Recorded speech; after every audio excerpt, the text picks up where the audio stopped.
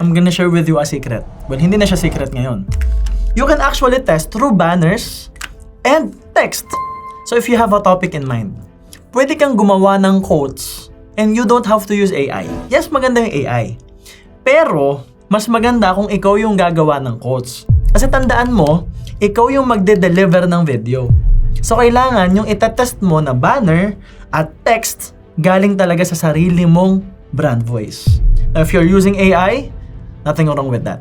This is just my recommendation. Para gumaling ka sa paggagawa ng copy, you can refine using AI, but the idea here is you also have to build your skills. So mag-test ka ngayon ng maraming quotes, maraming topics.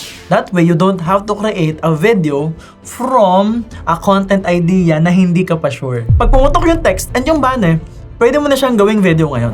And that will give you the skills so that you can run ads at hindi masayang yung pera mo.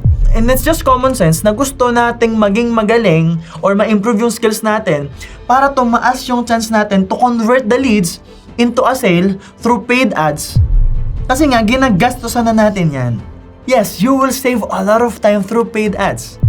But you have to understand na yung ibabayad mo sa paid ads is kailangan mo ring kitain. And it will take time para kitain mo siya. So you have to be strategic.